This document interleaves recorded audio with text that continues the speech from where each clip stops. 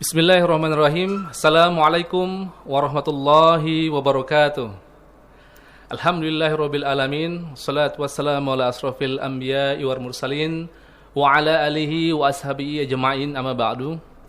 Puji syukur kepada Allah Subhanahu wa taala. Alhamdulillah, hari ini kita berjumpa lagi bersama program terbaru dari Albana TV, yakni Podcast Albana. Dan untuk seluruh keluarga dari Albana TV, hari ini kembali kita kehadiran sosok yang sangat-sangat inspiratif kembali, yang insya Allah hari ini kita akan kembali mendengarkan kisah beliau, perjalanan beliau, karena ini perjalanannya cukup jauh dan cukup panjang, dan mudah-mudahan obrolan kita pada hari ini bisa memberikan banyak manfaat dan juga bisa memberikan banyak pelajaran untuk kita semua, para tamu yang hadir pada hari ini. Assalamualaikum warahmatullahi wabarakatuh, Ustaz. Waalaikumsalam warahmatullahi wabarakatuh. Alhamdulillah. Hari ini kita kedatangan Ustadz Mahmud yang berkenan hadir, walaupun beliau sebenarnya sudah sering sekali datang ke studio Albana TV, ya, Ustaz. Insyaallah. Alhamdulillah. Dan hari ini kita mau ngobrol, Ustaz, mengenai perjalanan hidup antum, yang kalau saya baca sepintas dari CV yang saya terima, yang diberikan oleh produser kami, ini cukup menarik dan sangat menarik, karena Ustadz ini ternyata bukan berasal dari Lampung, ya? Bukan. Tapi asalnya dari mana, Ustadz? Asli Mentawai. Mentawai itu masuk ke provinsi Sumatera Barat. Iya. Masya Allah. Jadi buat keluarga Albana TV, ya, yang belum tahu Mentawai di mana, nanti bisa dicek di map di Google, ya, di mana sih sebenarnya Kepulauan Mentawai. Itu cukup jauh, ya, Tat? Iya, cukup jauh. Terpisah, kalau mau menuju ke daratan itu butuh waktu berapa lama, Tat? Kita dari Padang nyebrang itu sekitar 12 jam. Baru sampai ke Pulau Mentawai. Itu nantinya baru di kecamatannya kita sampai.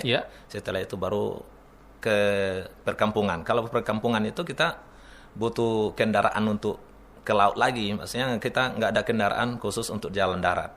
Kita harus keliling laut. Harus mengelilingi pulau tersebut? Iya. Oh, itu butuh waktu berapa jam lagi, Ustaz?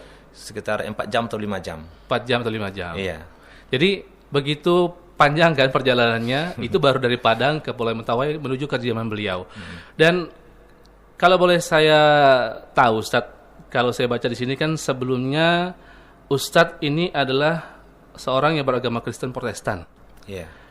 Bisa diceritakan, Ustaz, bagaimana sih sebenarnya masa kecil Ustaz di Kepulauan Mentawai tersebut, yang sebelumnya beragama Kristen, sehingga sampai suatu masa di mana Ustaz bisa hijrah atau untuk memilih masuk ke agama Islam.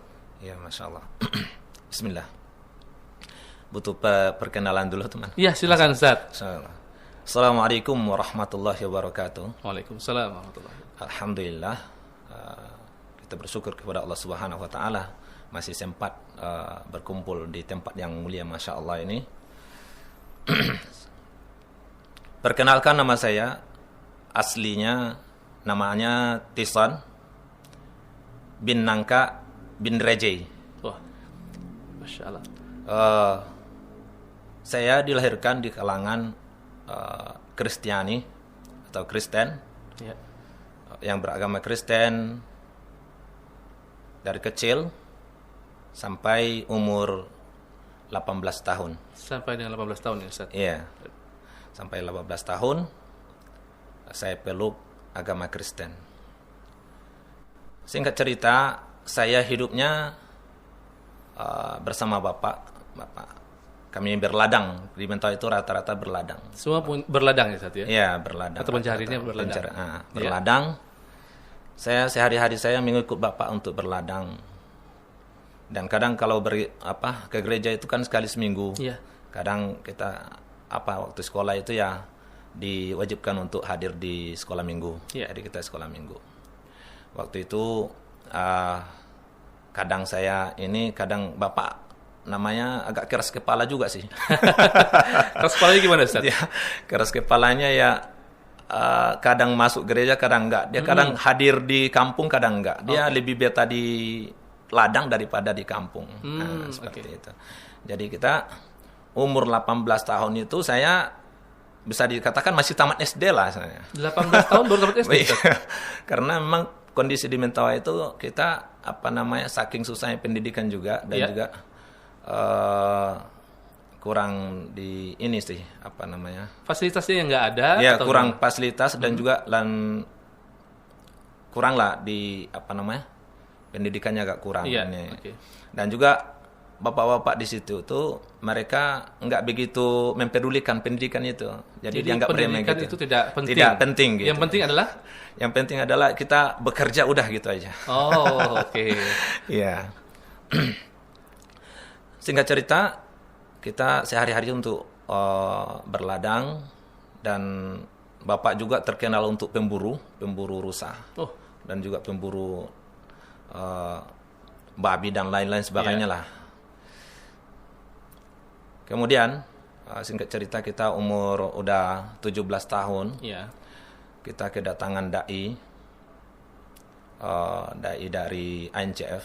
Alhamdulillah, semoga para dai itu dikasih kesehatan. Amin. Kemudian sempatlah bertemu karena memang dai itu datang masih lajang, masih belum punya istri. Biasanya dai-dai muda yang dikirim. Iya, dai muda. Betul. Jadi kita bisa berteman lah sesama udah ini kan, berteman. Berteman selama 1 tahun, sampai pada akhirnya tahun 2006. Nah, saya tertarik untuk masuk Islam. 2006 tertarik untuk masuk Islam. Iya. Nah, yang perlu digarisbawahi adalah ketertarikannya ini yang jadi tanya-tanya saya. Apa sih ketertarikan Ustadz pada saat tahun 2006 itu untuk memeluk agama Islam? Masya Allah. Tahun 2017 tahun 2005 kita saya masih dalam proses untuk apa sih, kayak mana sih Islam itu gitu. Karena masih mencari tahu mencari tahu Islam itu kayak mana sih gitu. Nah, ternyata kebetulan ada ustadz yang lajang, jadi sesama-sama besar kita lah, seusia lah setelah kan umur 17, 18 itu ya udah agak tinggi lah, agak besar. Jadinya saya berteman di samping itu, kalau udah ini di kampung berteman sama beliau setiap hari. Jadi saya lihat itu beribadahnya, masya Allah luar biasa. Ternyata Islam ini beribadah gitu ya. Kemudian masalah makanan, masalah kebersihan, masalah kebersihan misalnya. Kalau sebelum masuk ke masjid itu ambil wuduk dulu, ambil wuduk terlebih dahulu. Jadi saya tanya sama Ustaz, kok seperti itu saat gitu. Setiap masuk ke masjid itu ambil wuduk. Gitu. Betul. Nah, itu kan syariat Islam katanya. Betul. Nah, itu kan kita tidak sah ibadahnya kalau tidak dengan wuduk. Ternyata, masya Allah. Ya udah, mulailah goyang hati ini. Mulai. Ya, saya kalau begitu mah saya masuk Islam gitu. Masya Allah. Ya kalau memang hati tertarik, ya pikirkan dulu matang-matang, atau komunikasi sama orang tua dulu. Ya.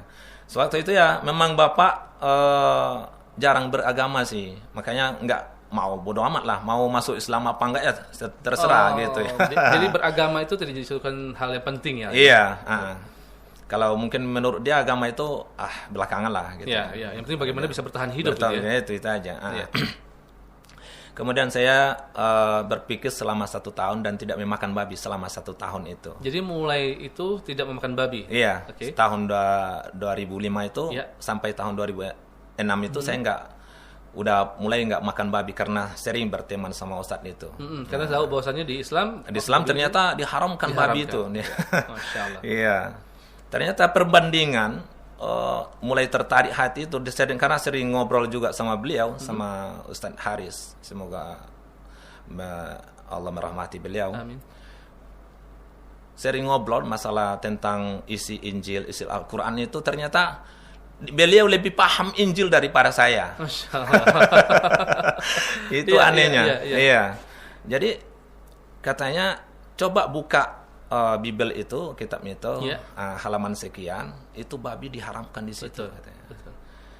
Jadi sama persis dalam Al-Quran kayak gitu juga diharamkan. Masa iya Ustaz ya? Awalnya percaya ya? Iya, nggak percaya karena memang di dalam Kristen itu mereka menyampaikan khotbah itu mereka menyampaikan yang sebenarnya. Nah, jadi yang sehari-hari kita dengar itu nasihat-nasihat biasa seperti biasa, jangan mencuri, jangan ini, mungkin sehari-hari gitu lah. Kalau masalah tentang pentingnya makan haram, apalagi di dalam Injil itu bahasa menjijikkan. Menjijikkan itu seperti kalau ke dalam Islam itu makruh. Nah, jadi nggak ada di situ, nggak ada diterapkan sehingga dibabas terus ya. makan babi lah, makan inilah, semuanya kelelawar apalah gitu ya. Jadi makan semua. Jadi setelah saya ngobrol sama beliau ternyata luar biasa Islam ini, masya Allah gitu ya. Tertariklah hati. Kalau begitu Ustaz, saya masuk Islam gitu. Masya Allah. Saya masuk Islam. Iya, saya masuk Islam. Oke. Kalau mau masuk Islam, izin dulu sama Bapak. Setelah itu baru nanti sore, nanti malam kita syahadat menjelang maghrib. Nah, biasanya kan memang kalau peralihan kepercayaan ini di keluarga ini pertentangannya luar biasa, Ustaz. Nah, kalau misalkan tadi disampaikan bahwasannya Bapak sih ya cenderungnya biasa aja. Tapi ada nggak pihak keluarga yang lain ketika antum menyampaikan ingin berpindah kepercayaan dari Kristen menuju Islam, ada pertentangan nggak, Ustaz? Ada. Karena memang di dalam kalau Bapak sih enggak. Kalau ada anak saudaranya yang tua, itu mereka memeluk Kristen. Ada lagi yang kalau saya panggil abang lah di ini. Oh, di abang, sebutannya abang. Abang lah. Dia itu pimpinan di situ. Jadi guru saya di sekolah minggu itu. Jadi sangat nggak setuju. Sangat nggak setuju masuk Islam. Jadi kalau bapak sih cuek aja, mau masuk Islam silakan, pilih jalan kamu sendiri gitu kata bapaknya. Dan juga ibu demikian. Jadi ini singkat cerita, kemudian saya udah sampai malam hari hanya. Kemudian saya mau disyahadatkan, tiba-tiba adalah orang gereja untuk ini tidak setuju. Panggil, langsung dikeluarkan saya. Malam itu juga masuk. Ini posisi udah di masjid, mau disyahadatkan ini. Oh, sudah di masjid posisi. Iya, posisi udah duduk. Sudah duduk. Sudah habis maghrib kan. Sudah ada jamaah disuruh juga. Masuk. Iya, disuruh masuk Ustaz untuk masuk disyahadatkan. Ternyata bincang-bincang nggak jadi. Hari malam itu nggak jadi. Disuruh keluar. Oh, ada masuk keluarga gereja. yang datang saat ke situ? Iya, disuruh keluar, kemudian masuk gereja, disidang. Jadi dari jam 7 malam itu habis maghrib sampai jam 10 malam. Iya. Panjang sekali ya. Panjang ceritanya. Iya, waktu itu saya karena masih muda ya, masih bisa mengendalikan maksudnya kalau enggak masih bisa mengendalikan emosi masih saya tetap masuk Islam sebenarnya. Tetap bersikukuh bahwa saya tetap saya masuk Islam bagaimanapun caranya. Jadi pimpinan gereja itu mengatakan kamu tidak boleh masuk Islam kalau tidak ada surat menyurat di situ. Oh, harus ada surat menyurat. Ada surat untuk masuk Islam di situ. Iya. Kalau saya bilang kalau memang ada surat menyurat, keluarkan sekarang, saya mau syahadat sekarang juga. Masya Allah. Gitu. Begitu kuat sekali ya kayaknya pada saat itu. Jadi setelah pasca malam hari itu disidang, apa yang terjadi? Setelah itu akhirnya damai juga, membolehkan lah, karena saya kan waktu itu masih muda, perkasa lah, maksudnya. Sekarang saya enggak ya? Iya. Masih lah sekarang. Jadi masih keras aja, maksudnya. Saya walaupun bagaimanapun tetap saya masuk Islam gitu. Nah, gitu kan. Akhirnya orang itu kewalahan lah. Ya udah terserah kamu mau masuk Islam nanti surat menyurat nanti menyusul. Akhirnya seperti itu berkata oleh pimpinan gereja. Alhamdulillah keluar aman. Baru besoknya maghrib baru kita disyahadatkan. Baru saya disyahadatkan. Masya Allah. Baru disyahadatkan. Setelah itu setelah disyahadatkan barulah fokus untuk menuntut agama. Itu pun kadang ikut bapak, kadang belajar, kadang ikut bapak ke ladang, kadang belajar gitu. Prosesnya. Pada saat melakukan syahadat, apa rasa atau perasaan yang dirasakan sama Ustadz? Ada nggak perasaan yang memang berbeda gitu loh, sebelum mengucapkan syahadat dan setelah mengucapkan syahadat? Masya Allah, setelah syahadat itu sangat luar biasa. Hatinya itu, nggak bisa dibilangin lah. Maksudnya tenang gitu, senang gitu ya. Masya Allah. Islam itu ternyata bagus ya. Maksudnya sangat luar biasa gitu ya. Betul. Masalah ibadahnya, masalah makanannya dan lain-lain sebagainya. Nggak bisa dihitung lah. Saya nggak bisa sebutkan satu persatu kenikmatan itu, Masya Allah. Jadi benar-benar merasakan suatu perasaan yang berbeda yang tidak bisa diungkapkan oleh kata-kata ya, Ustaz. Karena kan saya tidak bisa merasakan itu. Karena saya sudah dari lahir dari keluarga yang Islam gitu kan. Nah, pasca Ustadz memeluk agama Islam, pasti kan juga banyak tantangannya, banyak godaannya lah. Ya, karena setelah masuk Islam bukan dituntut sebenarnya. Ada hal-hal yang memang harus kita lakukan sebagai seorang muslim, mulai dari sholat, berpuasa dan sebagainya. Untuk memenuhi atau bisa memahami itu, jadi Ustadz tetap terus bersama dengan Ustadz siapa tadi? Ustadz Haris. Ustadz Haris, didampingi oleh beliau terus atau seperti apa? Saya didampingi terus kalau masalah belajar, dan gitu guru yang sangat ini, maksudnya dari awal sampai akhir sekarang masih ada komunikasi. Sekarang, ya masih komunikasi. Kebetulan beliau dapat istrinya sampai menikah di situ. Dapat istrinya, ada sangkut pautnya juga dengan kita, saudara kita. Masih ada saudara juga? Saudari dia lulus dari pondok pesantren, terus kemudian pulang kampung, baru ketemulah mungkin kayak mana caranya langsung menikah sama. Jadi beliau menikah dengan orang Mentawai juga ya? Iya, orang Mentawai. Jadi saya jatuhnya kakak ipar lah. Kakak ipar dari beliau. Nah, selama proses itu apa yang menurut Ustaz sulit sekali untuk dilakukan sebagai seorang muslim yang baru mulai, atau seorang mu'alaf yang baru mulai belajar Islam, Ustaz? Waktu itu sih nggak ada yang sulit untuk belajar. Nggak ada yang sulit untuk belajar. Saya belajar memang sungguh-sungguh lah, saya belajar kayak mana sih Islam itu gitu. Pengen gitu ya. Kayak mana sih Islam itu. Nah, sehingga saya belajar terus sama beliau dan menggali Al-Qur'an itu dan belajar Al-Qur'an sejak awal masuk Islam, dan selama 1 bulan itu saya belajar Iqra sama beliau. Jadi yang diawali adalah belajar Iqra untuk selama 1 bulan ya? Iya, selama 1 bulan. Dan di samping itu kita belajar sholat juga sama beliau, diajarin juga, dan semuanya diajarin. Kemudian selama 1 bulan prosesnya, karena kita itu nggak tenang di tempat, karena sekali seminggu aja pertemuannya. Jadinya ya kadang belajar kadang enggak gitu, belajar kadang enggak. Jadi selama 1 bulan, jadi alhamdulillah bisa membaca Al-Quran walaupun masih yang panjang dipendekkan, tapi udah kenal. Iya, sudah kenal huruf lah ya. Iya, setelah 1 bulan berjalan, masuk ke 2 bulannya, saya kan posisinya belum sunat ini. Betul. Nah, itu dia tuh. Jadi gimana, Zat? Cerita sunatnya kayak menarik juga nih. Di usia 17 atau 18 tahun? Udah masuk 19 tahun itu. 19 tahun. Nah, bagaimana, Zat? Saya malu sih sebenarnya. Karena kita udah umur 18 itu udah gede kan. Betul. Udah malu sih. Tapi bagaimana caranya ya, harus diikutin. Akhirnya 2 bulan berjalan, saya langsung sunat. Alhamdulillah, selesai sunat, barulah istiqomah untuk belajar. Masya Allah. Baru istiqomah untuk belajar lagi sama beliau. Kemudian beliau sarankan saya untuk belajar menimba ilmu di bagian Padang, nyebrang gitu, maksudnya hijrah gitu, suruh hijrah. Karena dia mungkin menganggap bapak masih ada. Nah, di samping itu, karena bapak mungkin saya anaknya laki-laki sendiri satu-satunya. Mungkin dari berapa bersaudara, Ustaz Afan? Kami 7 bersaudara. 7 bersaudara. 7 bersaudara, 3 laki-laki,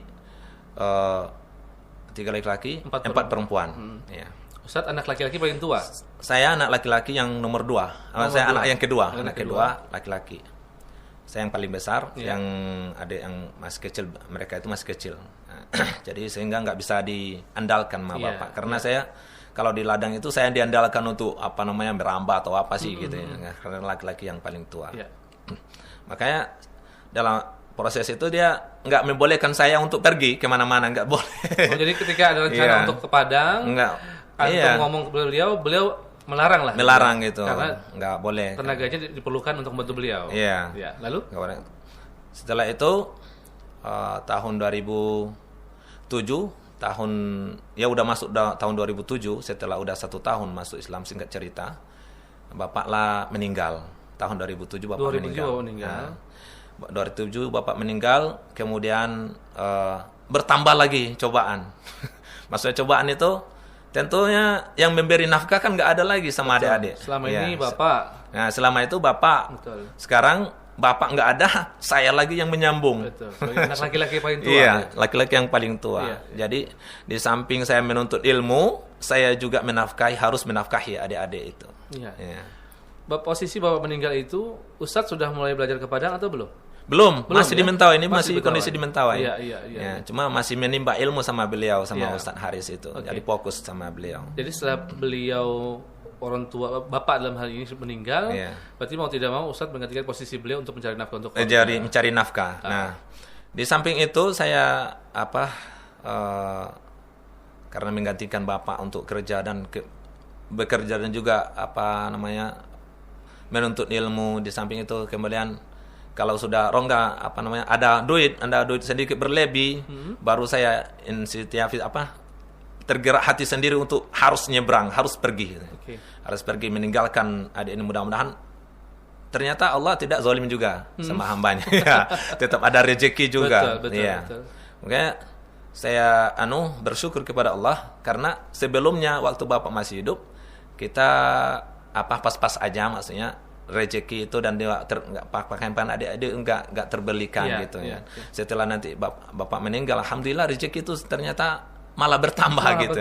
Malah bertambah rezeki itu, adik-adik bisa berpakaian dengan bagus gitu. Lebih layak. Karena memang di Mentawai itu kalau sudah yang namanya makan beras itu udah wah gitu makanannya. Udah mewah Ustaz, udah ya? mewah gitu. Gitu. Jadi kalau misalkan mohon maaf mungkin apa makanannya? Kita makan Mentawai itu makanan pokoknya sagu. Oh, sagu. Iya, sagu. Jadi sagu itu bisa dibuat sendiri. Jadi kalau yang punya duitnya bisa beli karena lebih murah lah belinya. Betul. Nah, kalau yang di situ tuh kalau orang yang sudah makan beras itu udah wah hidupnya itu. Masya Allah. Jadi akhirnya setelah Bapak meninggal justru bisa merasakan kemewahan itu dalam artian pakaian terpenuhi untuk adik-adik yang baik, makanan juga bisa lebih baik, dan akhirnya bisa berangkat untuk menuntut ilmu. Iya, bisa menuntut ilmu. Akhirnya bisa pergi ke Padang. Itu tahun 2009. 2009 saya di samping itu saya ajaklah sebelum menyeberang itu menyeberang saya ajak dulu ibu masuk Islam dan adik-adik. Jadi mereka itu sudah saya syahadat, setelah syahadat baru saya nyebrang untuk menuntut ilmu. Masya Allah. Jadi ibu dan adik-adik sudah syahadatkan, masuk Islam, kemudian baru saya tinggalkan untuk menuntut ilmu. Iya. Itu suatu kenikmatan yang luar biasa yang tidak bisa dinilai. Akhirnya ibu dan adik-adik juga bisa bergabung dalam satu agama yang sama. Lalu singkat cerita setelah mensyahadatkan orang tua, khususnya ibu dan adik-adik, Ustadz berangkat ke Padang. Langsung nyebrang ke Padang. Masuk ke mana Ustadz? Saya awalnya masuk di rumah di pondok pesantren Syekh Ahmad Khotib Ali Minangkabawi. Pondok Tahfizul Quran Syekh Ahmad Khotib Ali Minangkabawi di Bukit Tinggi. Bukit Tinggi, Ustaz, ya, di Bukit Tinggi. Beliau itu bukannya tokoh yang sangat luar biasa sebenarnya, tokoh Islam yang besar juga kan? Iya. Betul. Nah, jadi ustadznya itu Ustadz Afdil, semoga dikasih kesehatan kepada beliau. Ya, karena beliau itu seperti orang tua aja, orang tua bagi saya. Jadi beliau lulusan Madinah, kemudian melanjutkan S2-nya di Lipia, baru dia membuka pondok. Saya masuk di situ udah berjalan pondoknya udah 6 tahun. 6 tahun. Itu, ya, berjalan pondoknya. Ustadz mendaftar sendiri atau diantar sama Ustadz?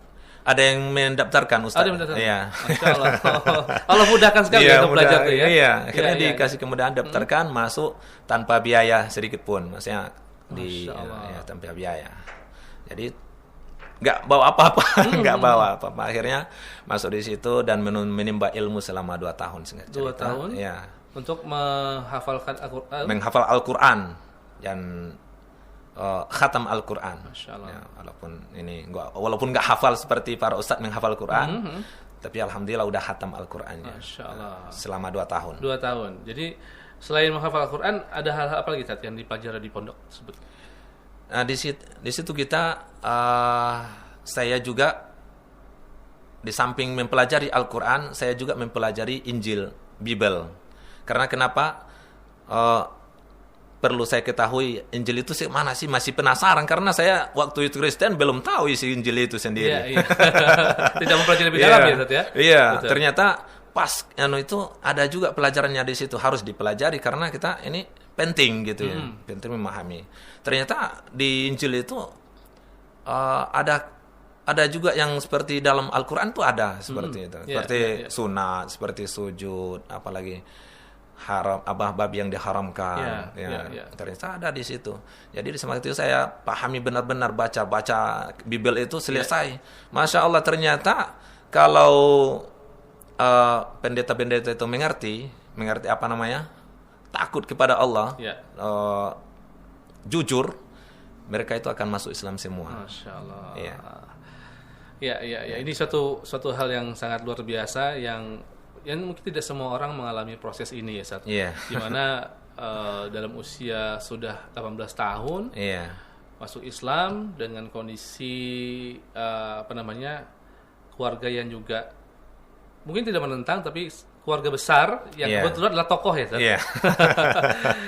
Alhamdulillah Allah memudahkan jalan antum untuk bisa meluk agama Islam sampai dengan terakhir antum bisa masuk ke Padang, Bukit Tinggi khususnya, untuk masuk di Mahat Tahfidzul Quran Syekh Ahmad Khatib Al-Minangkabawi. Masya Allah. Setelah 2 tahun antum di situ, kemudian apa yang? Kemudian saya dipakai oleh Yayasan Peduli Mentawai dan kembali ke Mentawai lagi untuk dakwah. Selama 1 tahun 2013.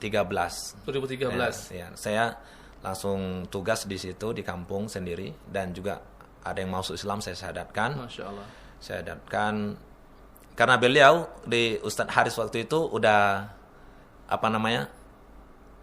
masih berdua itu karena menggantikan beliau ini. Kemudian saya diambil posisi lagi, dipindahkan lagi ke Siberut Selatan. Pulau Mentawai itu luas.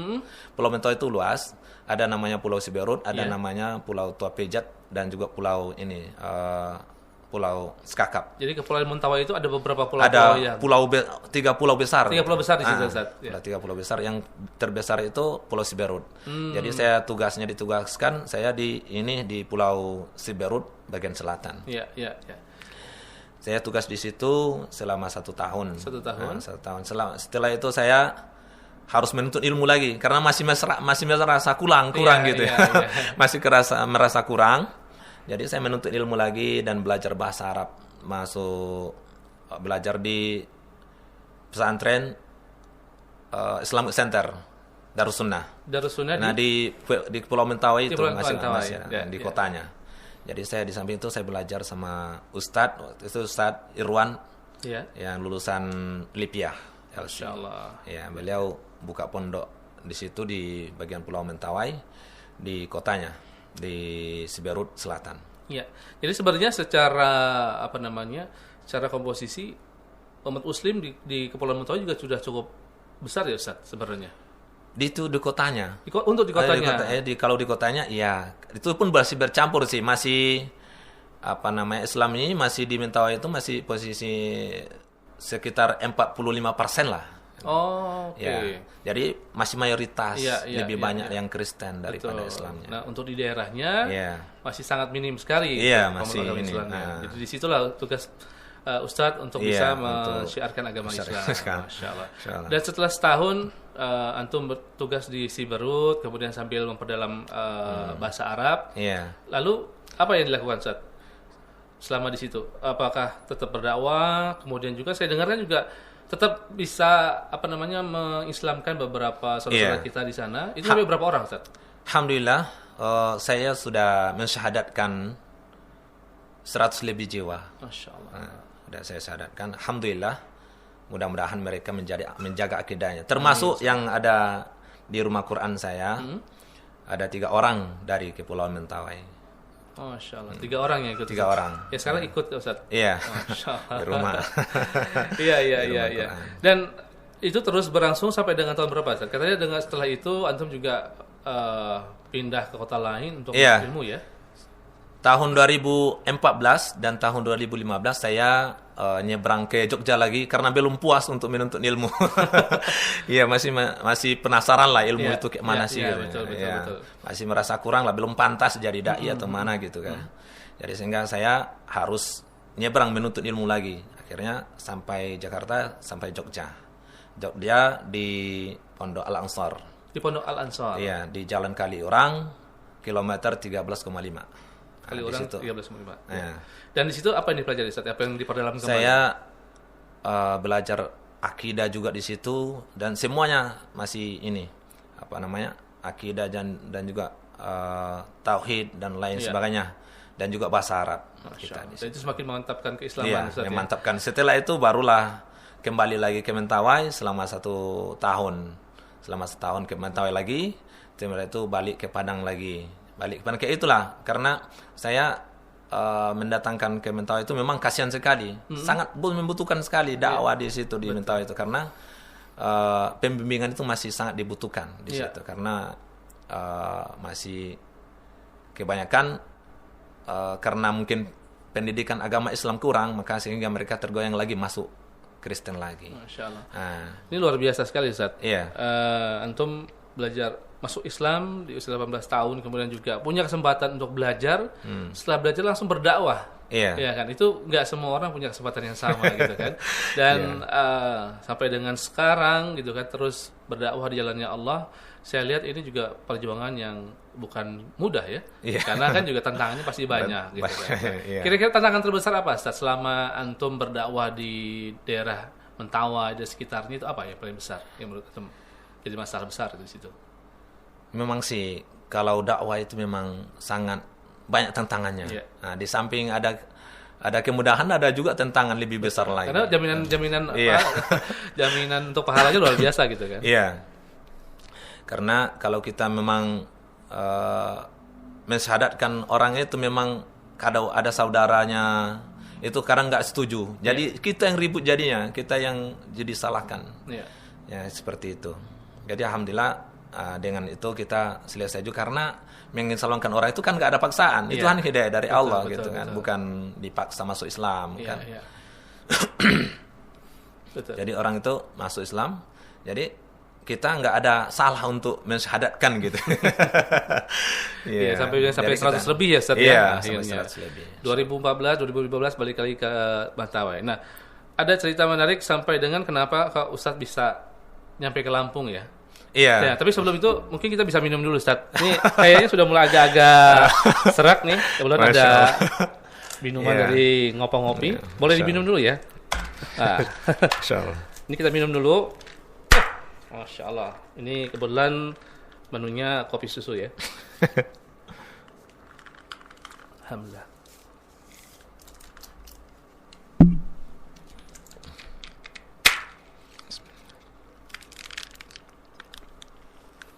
Nah, baik. Sudah minum, kita lanjut lagi ngobrol Ustaz. Ya. Sekarang antum ada di sini. Setelah perjalanan panjang mengenal Islam, mempelajari Islam, berdakwah untuk Islam gitu kan. Kok tiba-tiba meninggalkan Mentawai? Sedangkan seperti yang antum bilang tadi, banyak sebenarnya lahan dakwah di sana gitu kan, yang masih perlu sentuhan kita, masih perlu tangan kita, khususnya karena kita orang asli Mentawai gitu kan, pastinya punya rasa dan juga tanggung jawab yang besar untuk kita. Nah, apa yang memperjalankan Ustadz sampai dengan bisa sampai di Lampung gitu? Saya memang tujuan untuk hijrah di kota-kota ini karena memang menjaga hati itu kan lebih utama lah kalau menurut saya. Betul. Karena di lingkungan yang tidak bagus kan terpengaruh juga nantinya. Atau setidaknya anak-anak kita atau yang lingkungan kita atau yang lain sebagainya. Jadi alhamdulillah setelah tahun 2016 dan 17 saya ke Jambi, merantau ke Jambi. 2016 ke Jambi, ke Jambi saya dan mengajar di panti sosial karena di situ memang murid-muridnya itu yang putus sekolah, itu yang dididik di situ. Jadi Masya Allah. ya. Luar biasa. Itu antum dipanggil oleh suatu lembaga atau bagaimana bisa sampai ke Jambi? Saya mencari jalan aja, mencari ilmu, di samping mencari ilmu dan mencari pengalaman. Gitu. Jadi saya samping itu saya cari kerjaan. Kebetulan dapat kerjaan di panti sosial itu. Saya di situ dan mengajar Al-Quran dan lain sebagainya. Dan di situ ternyata yang ditampung anak-anak itu yang putus sekolah, yang dilandangan, yang dikeluarkan dari pondok, yang paling nakal lah kumpul di situ. Itu tantangan luar biasa menurut saya juga sih. Betul. Iya. Kalau misalkan orang tuanya juga nggak sanggup, bagaimana orang lain kan? Lalu gimana Tat menghadapi hal seperti itu? Masya Allah, saya nggak bisa saya lakukan kecuali kesabaran gitu ya. Harus sabar mendidik mereka. Saya sempat bertahan selama 1 tahun sih, bertahan di situ. Jadi setelah 1 tahun itu saya masih pengen keluar cari pengalaman lagi. Masih pengen cari yang lain lagi. Belum puas. Oke. Setelah dari Jambi setelah setahun? Iya, setelah di Jambi itu lagi? Pergi ke ini cari kerja lagi di ini. Tapi sempat mampir di Pekanbaru ke sana, bagian Pekanbaru itu kerja di di PT. Jadi selama 1 tahun ketemulah sama istri ini. Ceritanya di Jambi itu. Di Jambi ini, udah di Jambi ini maksudnya masih pertengahan Jambi sih, masih termasuk di Jambi. Belum di Pekanbaru antaranya. Jadi tahun 2018 itu 2019 mulailah tergerak hati untuk menikah lagi sama istri. Ternyata saya ketemu istri itu dari Facebook lah. Iya. Jadi agak percaya apa enggak juga sih, percaya enggaknya juga karena memang banyak penipuan kan kayak gitu. Jadi sampailah komunikasi cari jodoh kan. Akhirnya ketemulah istri saya sekarang ini. Kemudian proses untuk, karena memang istri saya udah janda juga. Janda. Saya dapat janda. Setelah kenalan saya orangnya seperti ini, baru kenalan seperti itu, baru penentuan pernikahan. Jadi sempat juga ngobrol, ketemu, dan juga saya langsung telepon Ustadz Nepan. Kebetulan itu Ustadz Nepan itu adik dia. Kita selalu udah lama bertemu, berteman gitu. Dengan Ustadz Nepan itu sudah teman. Iya, udah lama berteman sama beliau sebenarnya di Facebook. Udah kenal beliau. Jadinya pas setelah tahu itu pas pula mendapat ayunya gitu. Jadi pas kenalan kamu ini siapa? Saudaranya siapa? Setelah dia sebut, saya punya saudara Ustadz Evan Wiranata katanya. Evan Wiranata yang mana gitu? Yang lulusan Lipia katanya. Saya kenal itu, Masya Allah. Langsung saya telepon gitu, Mas. Saya udah CC lah ngobrolnya, baru saya telepon Ustadz Evan. Ustadz, saya lamar Ayu antum, Ustadz katanya. Gitu. Saya lamar Ayu antum dan saya menikahi dia. Masya Allah. Ya udah, kalau memang udah ACC udah ya udah, bila perlu ana yang jadi maksudnya walinya gitu. Semangat beliau. Gitu. Jadi itu selama dari berselang itu langsung melakukan pernikahan, Ustaz? Iya, berapa waktu setelah itu? 1 tahun prosesnya sih, 1 tahun prosesnya, tahun 2019 langsung nikah bulan 2019. Dan istri itu posisinya ada di Lampung atau di Jambi juga? Di Jambi. Di Jambi juga. Tahun 2020 bulan 6. Bulan 6 kita menikah di Kawah, Jambi. Setelah itu setelah menikah barulah tujuan untuk ke Lampung lagi, baru berangkat ke Lampung. Karena memang keinginan istri memang kembali ke Lampung. Kembali ke Lampung. Jadi saya harus ikutin lah karena memang di situ saya nggak punya kerjaan, tapi yang nggak bagusnya kita jalan dakwah lah gitu. Betul, kita cari yang lebih nyaman, lebih bagus karena pekerjaan itu kan terpengaruh dengan ibadah juga gitu. Oke, betul. Kalau memang ini. Jadi setelah menikah tahun 2020 ya, Ustaz? Iya. 2020 berarti masuk langsung ke Lampung. Iya, langsung ke Lampung. Ke Lampung, apakah langsung berdakwah atau ada tahapan apa lagi yang dilakukan Ustaz di Lampung? Karena kan memang senangnya berhijrah, terus juga berdakwah gitu kan, terus juga bergerak di bidang-bidang sosial gitu kan. Apa yang dilakukan di Lampung awal pertama kali? Pertama kali sih masih belum terpikir bahwa kita buka rumah kan atau apa sih gitu belum terpikir itu. Saya pikirannya ya apa sih yang boleh dikerjakan, kita ngajar ngaji kek gitu ya. Iya betul. Ya. Setelah itu karena kebetulan Ustaz Epan pulang, karena beliau kan udah tahu juga, udah tahu mereka langsung pulang kampung lah saya, balik ke Lampung. Iya. Nah, baru setelah kenalan ini, baru antum nggak usah banyak kerja lah katanya. Kita buka cabang di sini satu, antum yang menjaganya. Masya Allah. Menjaga rumah Quran, rumah yatim penghafal Quran. Apa nama rumah Qurannya, Ustaz? Rumah yatim penghafal Quran Azali. Rumah yatim penghafal Quran Azali. Masya Allah. Dan sampai dengan sekarang ada berapa orang, Ustaz, yang ada di pondok tersebut atau di rumah Quran tersebut? Alhamdulillah sudah 8 orang. 8 orang. 3 orang dari? 3 orang dari Mentawai. Oh, ada yang dari Mentawai. Iya, dari Mentawai 3 orang. Itu anak yatim atau? 1 anak yatim, 2 duafa. Masya Allah. Iya. Kemudian dari Bandar Lampung ada 2 orang. Iya. Sekitar Bandar Lampung sih masih jauh, nggak ada yang di sekitar itu. Iya. Yang rata-rata yang jauh-jauh semua. Dari Bandar Lampung itu 1 anak yatim, 1 duafa. Jadi 3 orang duafa. Iya. Dari Solo 2 orang, Padang Solo. Padang Solo 2 orang. 2 orang beradik kakak. Kemudian 1 dari Jakarta. Ada yang dari Jakarta juga. Iya, dari Jakarta, 1 Bekasi. Jadi memang rumah Quran ini adalah cabang dari Jakarta. Yang mana di Jakarta sudah jalan terlebih dahulu ya, Ustaz ya. Iya. Oke. Dan untuk kegiatannya sendiri, Ustaz, di rumah Quran ini. Karena saya pertama kali ketemu Ustaz itu, kalau tidak saya salah ingat pada saat di bulan Ramadan kemarin ya. Iya. Di Masjid Al-Hikmah ya. Saya lihat ini ada Ustadz bersama anak-anak gitu kan, masih kecil, siapa gitu kan. Karena saya belum pernah lihat sebelumnya. Dan setelah tahu bahwasanya Masya Allah antum membawa anak-anak ini, mengurus anak-anak ini, mendidik anak-anak ini yang ternyata yatim dan juga duafa gitu kan. Apa sih sebenarnya motivasi rumah Quran ini sendiri kok concern kepada anak-anak yatim dan duafa, Ustaz? Yang pasti kan kalau yatim dan duafa otomatis kita memberikan full gratis ya seluruh kegiatan yang kita lakukan di situ. Apa sebenarnya motivasinya?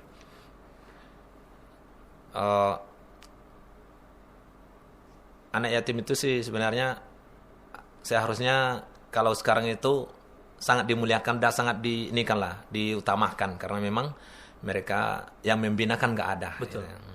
Yang membina nggak ada lagi karena makanya kan kita utamakan anak yatim. Dan juga saya sengaja untuk mengkhususkan untuk laki-laki karena memang laki-laki ini bisa kemana-mana, bisa berdakwah kemana-mana. Betul.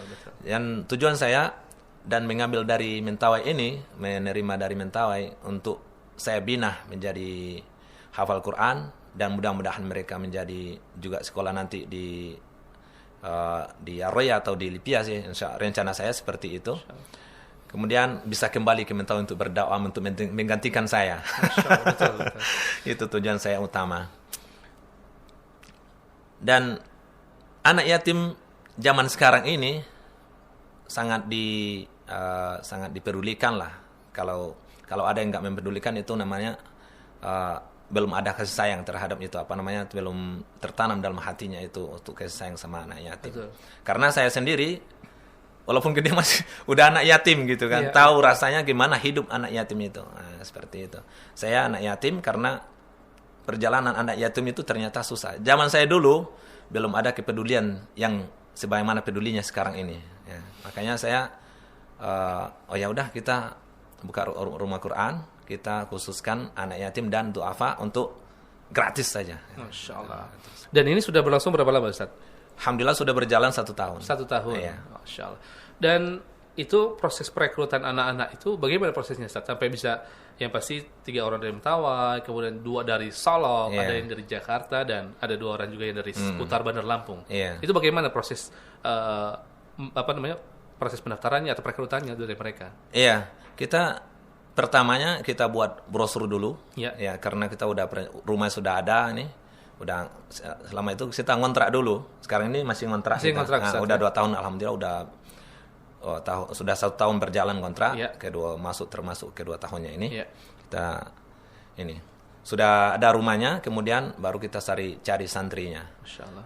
Terus cari di Facebook lah, di grup di mana-mana gitu. Kita share ya semuanya. Sebarkan brosur ini, informasi ini. Ya. Bahwasanya menerima anak yatim, lebih utama anak yatim, kalau nggak ada anak yatim duafa gitu. Ya, ya. Gratis 100% dan insya Allah sampai kuliah. Gitu. Allah. Dan itu banyak sekali yang daftar, Ustaz? Banyak yang daftar, banyak yang ini. Tapi sebagian namanya masih baru sih. Ya. Karena banyak yang percaya, banyak yang enggak juga.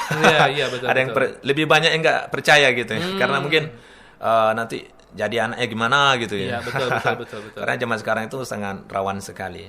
Jadi sampai akhirnya ketemulah 8 anak ini yang memang bergabung di Rumah Quran tersebut. Iya. Nah, kegiatannya sendiri di Rumah Quran itu apa saja, Ustaz? Mulai dari pagi, karena kan yang saya tahu ini langsung Ustadz yang menangani anak-anak ini ya. Saya langsung sendiri. Nah, itu kan luar biasa sekali. Apa kalau bisa dibilang sekarang kegiatan atau kurikulumnya apa sih yang dilakukan di Rumah Quran tersebut gitu? Kita kalau sejak bangun sampai tidur gitu. Betul. Kita mulainya kita bangun di situ paginya saya terapkan kepada anak-anak untuk yang belum bisa baca Al-Quran, harus bisa baca Al-Quran dulu, belajar Iqra. Iqra kita metode As-Syafi'i kita pakai karena sangat agak singkat dan juga simple untuk bisa mendapatkan untuk membaca Al-Quran. Ya. Dan rata-rata yang anak-anak yang masuk di situ belum tahu membaca Al-Quran sama sekali. Belum mengenal. Belum mengenal. Jadi saya memang agak terasa sulit gitu. Iya. Itu memang terasa sulit sekali mengajarkan itu. Karena memang dasar semua. Enggak tahu apa-apa. Pokoknya sama sekali enggak tahu apa-apa. Jadi masuk di situ saya bina kita buat program untuk yang penting bisa baca Al-Quran dulu. Kemudian di samping itu kita harus menerapkan tahsin dan juga mempelajari tajwid dan lain sebagainya. Yang saya utamakan adalah sholatnya dulu. Sholatnya dulu karena itu sangat penting. Sholat itu. Jadi setelah itu baru nomor 2-nya untuk bisa membaca Al-Quran. Karena kita kan rumah Quran gitu. Kita utamakan Al-Quran. Jadi setelah sholat berwudu dan sholat dan sebagainya, kemudian baru membaca Al-Quran. Setelah jadi anak-anak itu agak cepat juga sih namanya. Anak-anak ya. Lebih cepat, betul. Jadi jangka waktunya cuma 1 minggu, ada 2 minggu gitu. Jadi anak-anak itu memang ada yang pintar, ada juga yang memang agak kurang gitu. Butuh waktu yang lama. Jadi di situ saya proses, harus diulang lagi Iqra ini, harus diulang gitu. Jadi ada yang 3 kali, ada yang 2 kali, ada yang sekali aja selesai langsung bisa baca Al-Quran. Masya Allah. Iya. Jadi tantangannya di situ ya, menghadapi anak-anak ini dengan potensinya masing-masing dan kelebihannya masing-masing gitu loh. Dan kalau biasanya kan katakanlah di Rumah Quran atau di pondok lah, katakan mulai dari pagi itu ada kegiatan tuh, mulai dari bangun jam 3 tahajud, terus dilakukan murojaah atau apa di Rumah Quran Ustaz juga sama seperti itu. Iya, seperti itu. Jadi kita bangunnya di situ bangun jam 3 pagi. Kemudian sholat tahajud. Kemudian mereka itu setelah sholat tahajud nanti persiapan lagi baca Al-Quran sebentar untuk persiapan setoran subuh. Setoran subuh? Iya, setelah itu. Nanti persiapan untuk sholat subuh berjamaah. Sholat subuh berjamaah di masjid. Kemudian setelah sholat subuh berjamaah, barulah kita menunggu anak-anak untuk setoran hafalan baru. Kalau yang belum selesai Al-Quran, selesai Iqra, maka Iqra dulu. Setelah itu baru yang lain sudah hafal Quran di setoran. Jadi setelah subuh sampai jam 6 baru kita istirahat. Setelah untuk persiapan mereka nanti mandi atau persiapan makan, setelah mandi tentunya makan kan gitu. Jadi setelah makan jam 7 makan. Setelah makan kita jam 8 itu masuk untuk murojaah bareng. berdoa bersama. Jadi tergantung, kalau dulunya sih masih fokus kepada juz 30 karena belum banyak yang hafal anak-anak masih masih baru. Betul. Kalau sekarang alhamdulillah sudah ada yang hafal 7 juz. Masya Allah. Dalam waktu 1 tahun? Ya, dalam waktu 1 tahun. Sudah 7 juz? Sudah ada 7 juz. Jadi ada berapa orang, Ustaz? Ada 2 orang. 2 orang yang 7 juz. Ya. Ada yang 7 juz, ada yang 4 juz, ada juga yang 3 juz. Ya. Jadi mereka juga bisa membantu untuk teman-teman yang lain untuk murojaah ya? Iya. Jadi yang hafal, yang nggak hafal juga tetap saya wajibkan untuk di majelis. Karena kenapa? Mempermudah mereka untuk menghafal nantinya. Karena setidaknya mereka mendengar. Gitu. Betul. Jadi saya wajibkan aja duduk di situ, dengarkan setidaknya dengarkan. Untuk mempermudah mereka untuk menghafal Quran. Jadi kita dari jam 8 sampai jam 10 kita itu murojaah dari 2 juz. Kalau misalnya mulainya dari juz 30, jadi juz 30 sama juz 29. Atau juz 28 atau juz 29, juz 28. Itu mulai kita dari depan, dari juz 30 sampai juz 26. Oh, oke. Iya. Setelah juz 26 baru lanjut ke juz 1, lompat ke juz 1 sampai seterusnya. Masya Allah. Jadi memang benar-benar hari-harinya dipenuhi dengan kegiatan ibadah, khususnya adalah bagaimana menghafal Quran dan juga ya pasti ada mentadaburi isi Al-Quran juga seperti itu. Dan sampai sejauh ini dari 8 orang itu ada nggak sih anak-anak yang nggak betah atau apa? Kan kadang-kadang namanya anak-anak ya Ustaz ya. Kan tingkah polanya kan macam-macam gitu. Ada yang manjanya dan lain sebagainya. Nah itu seperti apa Ustaz menghadapinya? Sebenarnya sih awal mulanya kita sebenarnya udah sampai 11 santri sebenarnya. Sudah 11 santri? 11 santri. Karena memang anak-anak ini ternyata difokusin itu nggak bisa. Jadi harus seperti apa Ustaz? Jadi mereka itu pikirannya main aja betul. Jadi sampai pun santri saya 8 orang ini kayak itu juga kebanyakan main. Ya, jadi mereka namanya mungkin kita masih posisi di perumahan.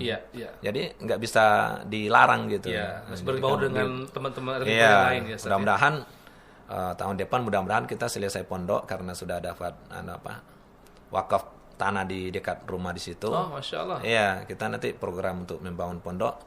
Setelah itu baru kita mungkin anak-anak itu nggak bisa keluar karena udah udah lingkungan pondok gitu. Iya. Jadi dari 8 yang sekarang ada ini sempat ada 13 orang sebenarnya. Dan 5 orang itu berhenti atau gimana?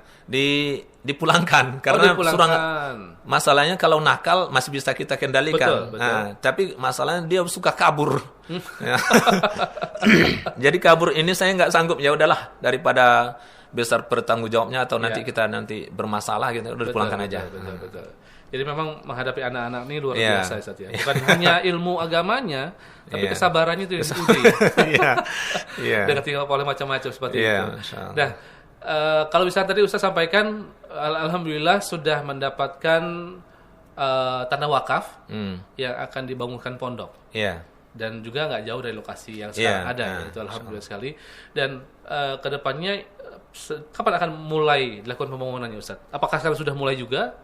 Ini masih dalam proses sih, masih karena mungkin kita butuh dana ya. Mungkin itu kan yang mengetuai ada beliau Ustaz Nepan. Nah, jadi beliau yang mengetuai menganukan udah kita mulai sekarang udah mulai gitu kan. Jadi saya tunggu informasi dari beliau aja. Oh gitu. Jadi kita sekarang udah ada ini langsung bangun. Oh ya baru gitu. Jadi saya belum tahu kondisinya kapan sih. Informasinya sih tahun ini. Informasi tahun ini. Nah. Jadi Ustaz sendiri di sini tidak melakukan penggalangan dana atau apa untuk membentuk kecepatan? Nggak ada ya? Nggak ada. Saya juga sih aslinya sih pemalu saya orangnya. Kelihatan loh. Iya.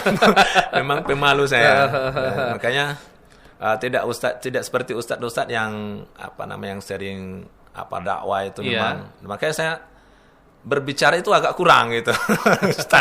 standar menyesuaikan diri.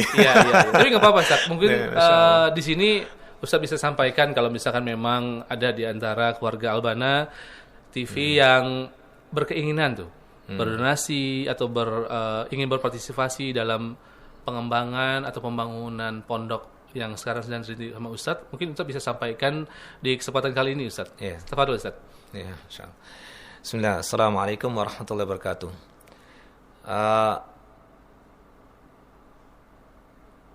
Kepada saudara sahabat Albana TV, kalau ada yang misalnya berdonasi atau sedekah untuk atau membantu untuk program kita ini, program dakwah untuk pembangunan pondok pesantren, kita sangat masih terbuka. Iya, masih terbuka. Karena memang belum ada donatur, tetap kita belum ada kepastian untuk pembangunan itu kayak mana sih. Yeah. Tapi alhamdulillah tanahnya sudah ada gitu. Yeah. Jadi tinggal prosesi untuk pembangunan. Dan juga kalau seandainya ada tinggal komunikasi sama Ustadz yang langsung atau sama nanti sama saya langsung juga nggak apa-apa. Dan juga ada juga Ustadznya nantinya, karena beliau dan yang beliau menangani masalah ini pondok itu. Karena saya mohon maaf, saya kalau masalah ini saya kurang paham gitu. Saya kurang paham masalah gimana sih prosesi pembangunan itu, karena memang saya menjalankan rumah Quran ini, pondok ini masih sangat baru gitu, masih awal gitu. Jadi baik. Jadi sahabat Albana TV, jadi ini ada kesempatan besar untuk kita semua beramal jariah. Mudah-mudahan momen ini atau saat ini bisa menjadi peluang kita untuk membantu Ustadz Mahmud dalam mengembangkan dakwahnya, di mana beliau sedang mengembangkan untuk pengadaan pondok pesantren dari rumah Quran yang sekarang sudah dilakukan, sudah dijalankan, dan mudah-mudahan nanti bisa menghubungi nomor yang ada di sini ya. Nanti akan ditampilkan nomor telepon yang bisa dihubungi ketika keluarga Albana atau sahabat Albana ingin berdonasi untuk pembangunan pondok pesantren yang sedang dilakukan oleh Ustadz Mahmud. Dan mungkin terakhir Ustadz, sebelum kita akhiri perbincangan kita pada hari ini, ada pesan ataupun juga hal yang ingin disampaikan kepada seluruh sahabat Albana TV, yang mana pesan ini juga bisa menginspirasi, menggerakkan kita semua untuk terus bisa mungkin berdakwah. Dan yang saya lihat dari Ustadz, semenjak memeluk agama Islam sampai dengan sekarang, kegiatan itu penuh dengan dakwah dan dakwah gitu kan. Dan ini tidak semua orang punya kesempatan yang sama. Mungkin bisa disampaikan Ustadz, apa kira-kira yang memang perlu kita pahamkan, perlu kita ketahui mengenai hal ini. Kepada Ustadz. Insyaallah sangat luar biasa. Memang program dakwah ini memang ada di balik kemudahan, ada kesusahan, kesulitan. Saya berharap kepada kita semua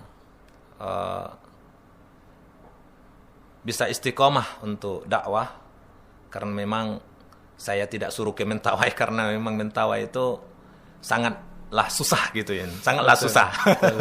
Saya katakan sangatlah susah Mentawai itu berdakwah. Jadi yang sudah ada ini, yang sudah ada di tempat kita atau